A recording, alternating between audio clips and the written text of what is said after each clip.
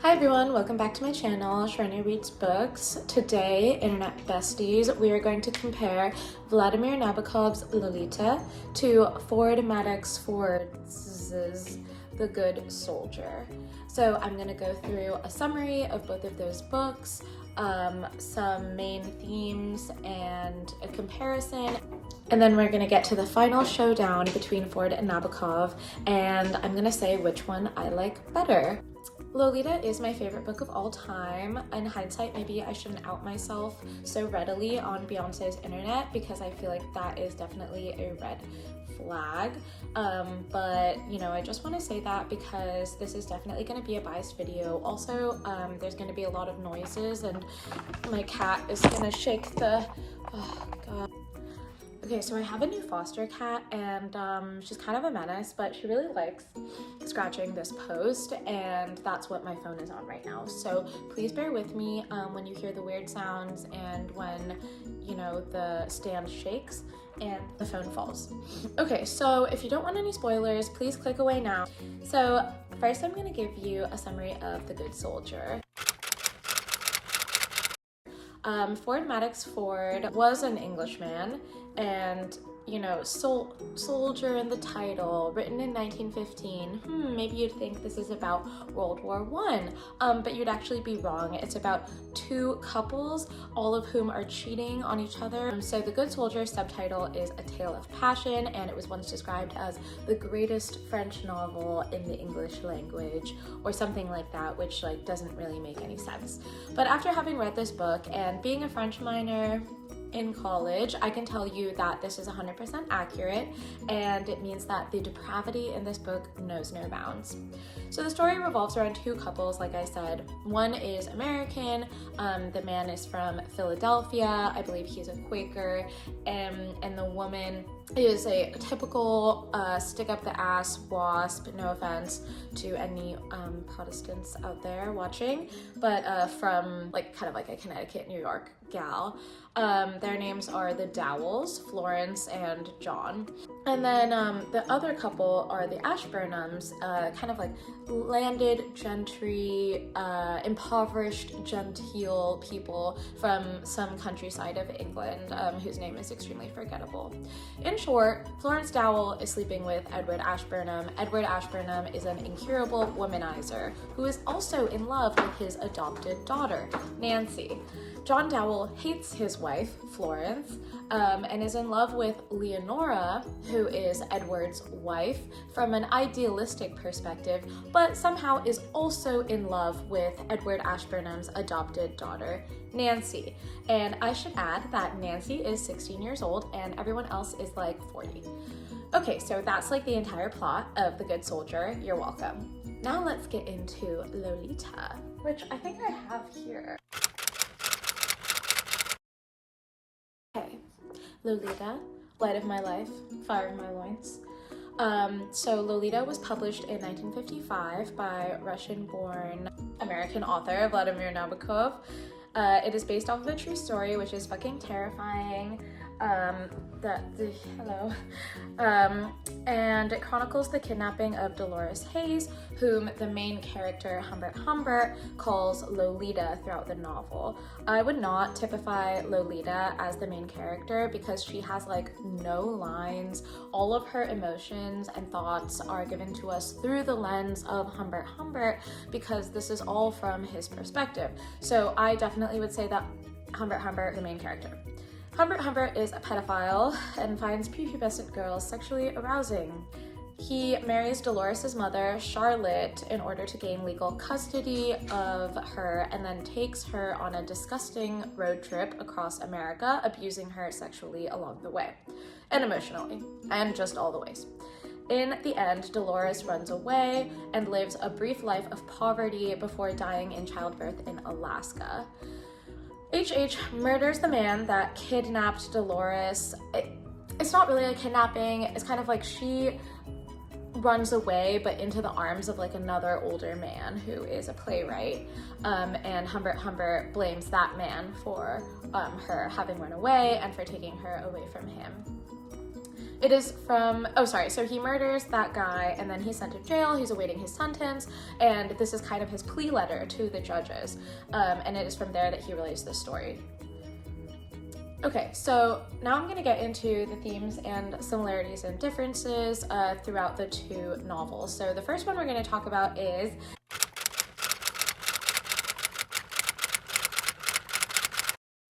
Unreliable, Narrator, and Narrative. So both books start from the end. We already know in broad strokes what happens. We know that Humbert Humbert is writing from jail because he explains all of that, and we know that he's in jail for murdering someone, we just don't know who. And so he writes using the verbiage of a plea. He says, "Dear judges," talks about, you know, how he's reading books in jail, and it's all very interesting because we are the audience and the, you know, readers, kind of like disembodied audience for Humbert Humbert's narrative, but because of the way that he's addressing us, we are also the judges of his story.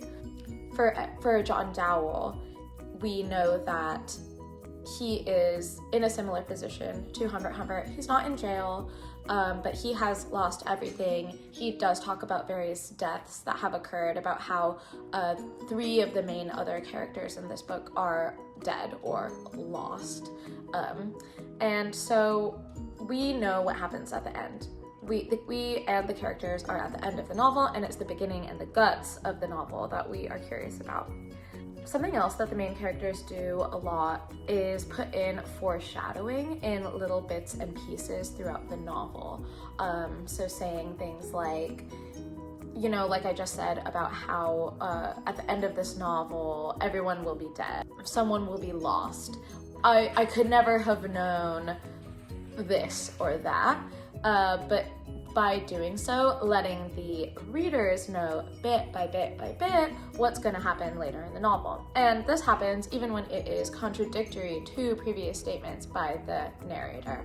So one example that I have from The Good Soldier is, let me find it. So this is not necessarily the best example, but early in the novel of The Good Soldier, John Dowell says, "Florence was never out of my sight." This is his wife. "Florence was never out of my sight. I don't know when she could have gotten up to, you know, all these hijinks." And then a couple chapters later, he follows up with this quote, "But looking over what I have written, I see that I have unintentionally misled you when I said that Florence was never out of my sight. Yet that was the impression that I really had until just now. When I come to think of it, she was out of my sight most of the time." So you can really see how he has this really strong claim. He says, "She was never out of my sight. I don't know what happened. I'm totally blameless." Then we've got a little retcon going on where he's saying, you know, come to think of it, she was actually never in my sight, but I truly believed that until now. And so by doing that and like juxtaposing these two contradictory statements, you get the crux of an unreliable narrator. In Lolita, we get, you know, the unreliable narrator in a different way. We just know that everything that Humbert says is being written in this calculated manner because it's going to his judges and he wants to be let off. So I think the one that comes to mind the most is when he sleeps with Lolita for the first time and he says, "Dear reader, would you believe it if I said she seduced me?" Lolita is 12, so, you know, obviously we do not believe him. We hope. But, you know, you can see here how this makes him an unreliable narrator. Like, he's saying it like it's a fact. He's saying that she seduced me, it's not my fault. Anyone in my situation would have done the same. I'm extrapolating a bit here, he doesn't really say that, but like, you know, for all intents and purposes. However, at the end of the day, I do think that Dowell in The Good Soldier is actually a much more unreliable narrator than Humbert is. This is because his motivations and incentives only become clearer towards the end. And even at the end, they're not as clear as Humbert's because he doesn't profess to have the same transparency into his own mind. It is more convoluted. He says, "I don't even know what I was thinking." So then how are we as the audience supposed to perceive what he was thinking? If you're following, I know that was probably super confusing. It just means that we have like, the fuzziest picture of all of what he's actually thinking. In the end, he talks about his feelings for Nancy and how it's surprising even to him and therefore doubly surprising to us. Humber, on the other hand, talks about his predatory predilections right off the bat, letting us know exactly what he's after and how nasty he is. The second theme I'm going to talk about is the writing style of Lolita versus The Good Soldier. So this does kind of map. It's not exactly one-to-one, but I do think that Ford's writing was very flowery and did a little bit of a misdirection, but then when I thought about it a little bit more, I think that for his time, that style was actually pretty normal. So this book was written in 1915. It honestly doesn't sound that different from, let's say, The House of Mirth, which was written by Edith Wharton in 1905. So I think that, in the year of our Lord 2024, it sounds pretty pompous. It doesn't really help that Dowell is kind of a dick, but it's honestly doesn't seem like a super intentional choice. Versus in Lolita, which was written in 1955, Humbert is extremely flowery, ornate, descriptive, but I think it's actually a much more interesting choice by Nabokov because it's almost like the beauty of the prose is masking the atrocity of the actions that are being committed and the repulsiveness of what he's actually doing. So the styles are kind of similar on the surface, but Nabokov seems to be employing his style intentionally. Obviously, I can't say with 100% certainty, blah, blah, but I don't think I can say the same for Ford. The third theme I'm going to talk about, which might be triggering, so click away if so, is pedophilia versus hebephilia versus or plus incest. For those of you who may not be as well versed in these matters as I unfortunately am, pedophilia is when someone is aroused by a prepubescent child. Hebephilia is when someone is aroused by an adolescent, like a teenager. Let me actually double check that before I just put these lies out on the internet. Please do not look at my search history. Getting a Google warning, which is great.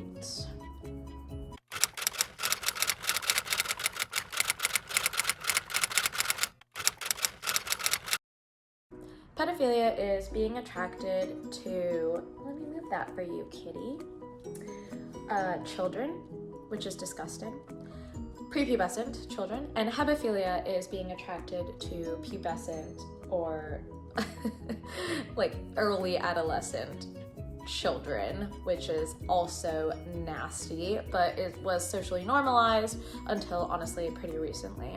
Some examples are the age gap in at least one couple in every single Victorian novel. Can you stop?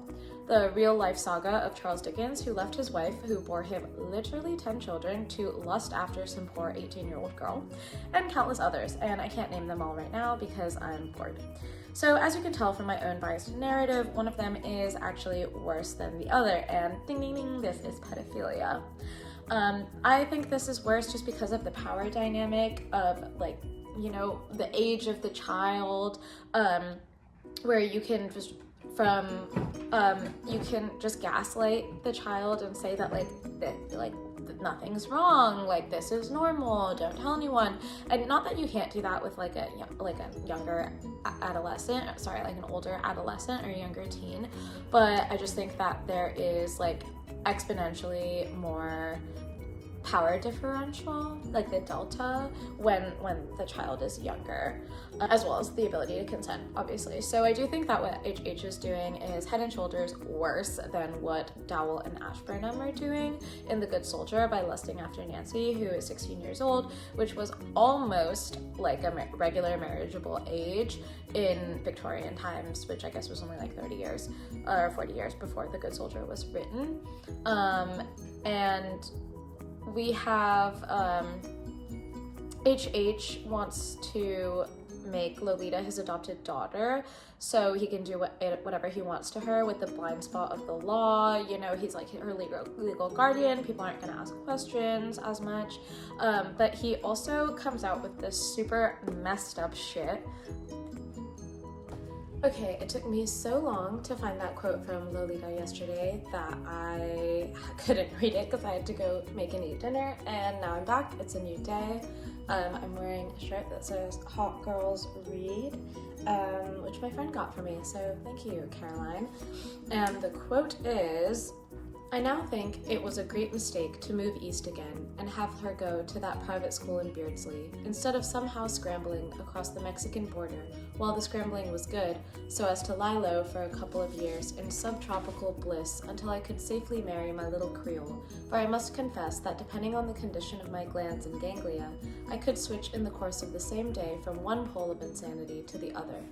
From the thought that around 1950 I would have to get rid somehow of a difficult adolescent whose magic nymphage had evaporated, to the thought that with patience and luck I might have her produce eventually a nymphette with my blood in her exquisite veins, a Lolita II, who would be 8 or 9 around 1960 when I would still be dans la force de l'âge.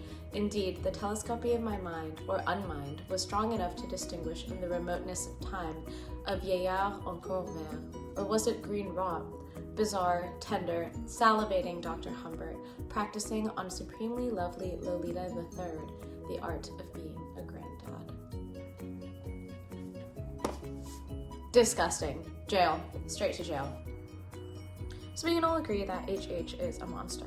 On the other hand, we have Edward Ashburnham, who wants to be with Nancy, his adopted daughter, but because it's not actually the main character, it's a little bit murkier, like what his actual incentives are, what his thought process was, because there's also a quote that says that from the main character, but it says that he assured me being John Dowell, and I see no reason for disbelieving him, that until that moment he had had no idea whatever of caring for the girl. He said that he had regarded her exactly as he would have regarded a daughter. He certainly loved her, but with a very deep, very tender, and very tranquil love. He had missed her when she went away to school. ... He had gone with her into that dark park with no quickening of the pulse, with no desire for the intimacy of solitude. So this is saying that, Edward Ashburnham just very suddenly comes upon his attraction to Nancy. But we just don't know, because we're seeing a different character's perspective through the main character's eyes, the main character who is already not super transparent with us. I also think that, Humbert is fantasizing about real biological incest, whereas Edward Ashburnham and, it's his adoptive daughter, and that's a whole category on Pornhub, so I guess, normalized, socially normalized, and, John Dowell is not related to this girl at all. It's just gross because he's 40 and she's 16, so yay. In the ring, who wins? Lolita is the clear winner for me. Not only is Nabokov just a beautiful master of prose, but Lolita holds a much more damning mirror up to the face of American society. To be fair, this is probably not even the goal of The Good Soldier, and that's, the issue. I don't know what the goal of the book is. Is it just to show us how depraved wealthy Americans and Europeans are? If so, Ford, you would have hated the 21st century, fam. But maybe Nabokov really did take the content and the ideas in The Good Soldier and just make it 20 times worse, make everyone worse, but make the book 20 times better and come out with a friggin' masterpiece. Is it possible? Yes. Is it probable? Unsure.